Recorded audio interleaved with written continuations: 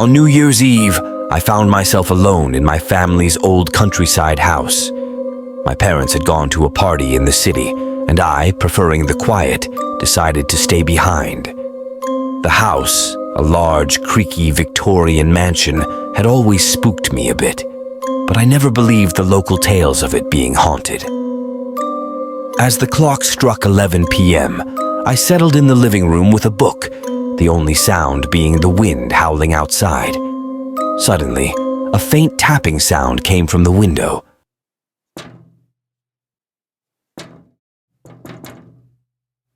I glanced up, expecting to see a branch or something similar, but there was nothing there. Shrugging it off, I returned to my book. Minutes later, the tapping returned, more insistent this time.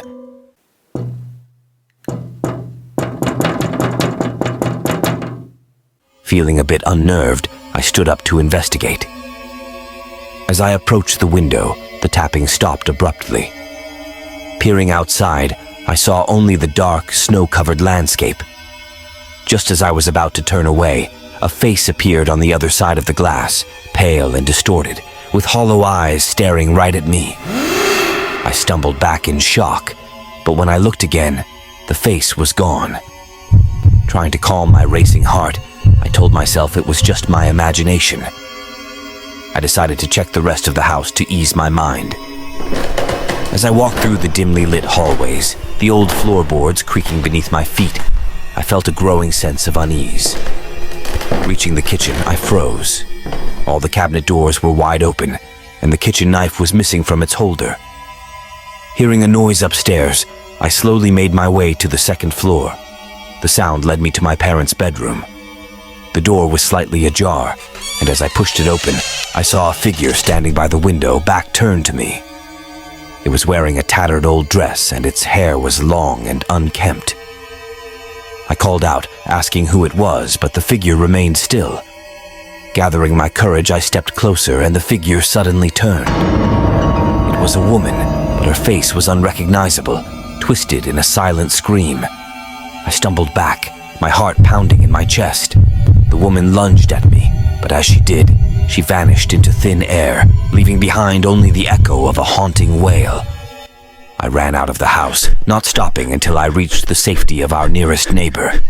When my parents returned, I told them what happened, but they found no sign of any intrusion. The kitchen was normal and the knife was in its place. To this day, I don't know if what I saw was real or a figment of my imagination. But every New Year's Eve, I can't help but recall the terror of that night, the ghostly figure in the window, and the chilling scream that still echoes in my mind.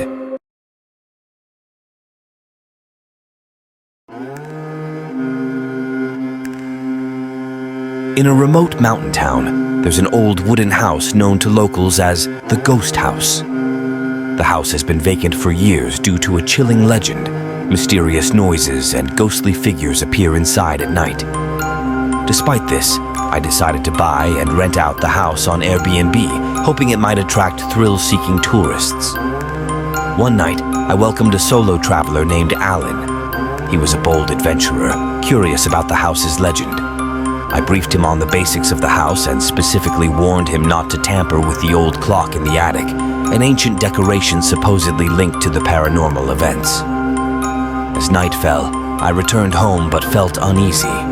Suddenly, I received a call from Alan, his voice tense, saying he heard strange noises from the attic.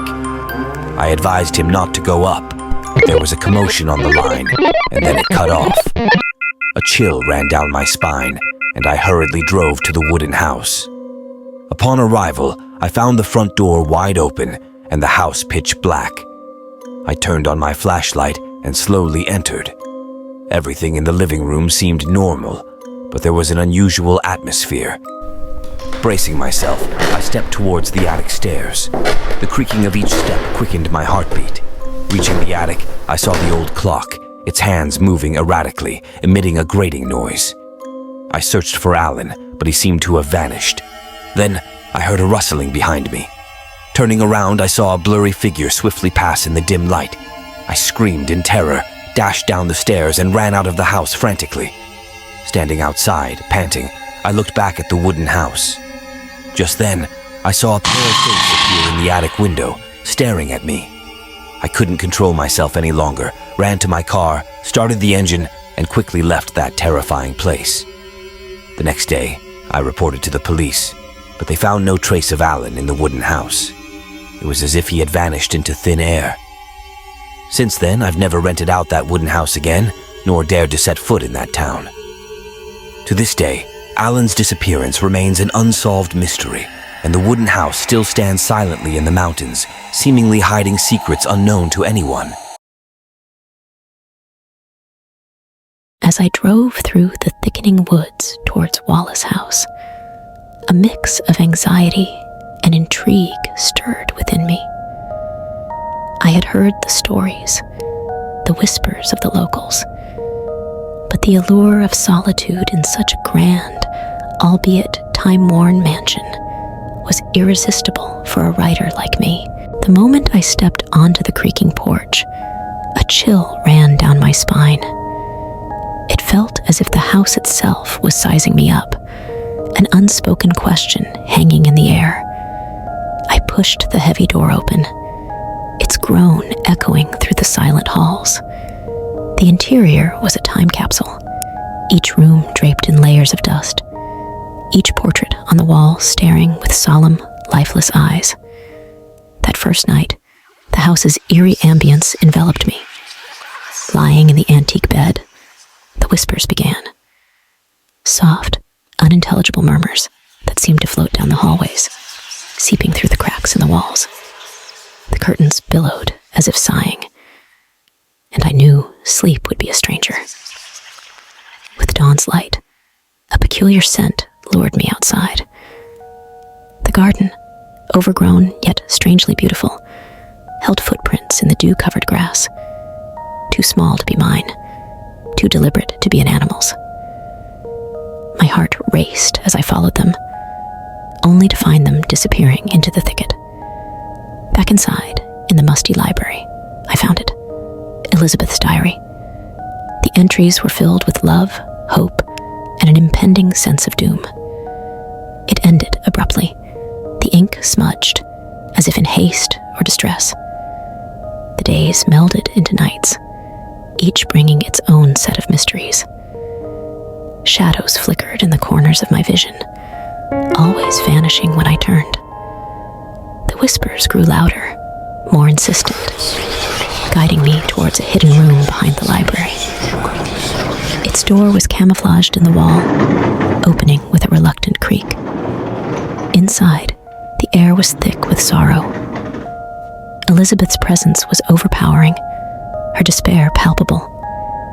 Through her belongings, I pieced together her story, a tale of love turned to betrayal, of a life unfairly snatched away within these very walls.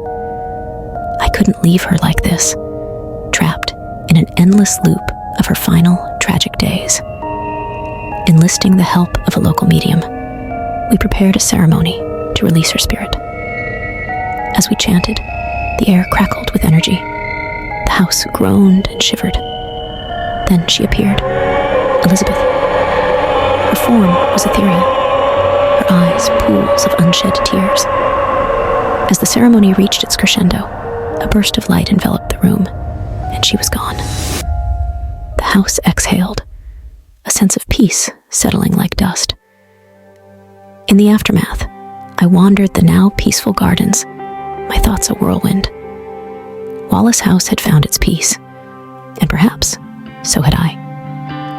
Packing my bags, I gave the house one final, grateful glance. The sun shone brilliantly, casting the house in a warm, forgiving light. Driving away, the echoes of Wallace House lingered in my mind. They say every writer leaves a piece of themselves in their work. I left a piece of myself in that house, and in return, it gave me a story that would forever whisper in the corners of my soul.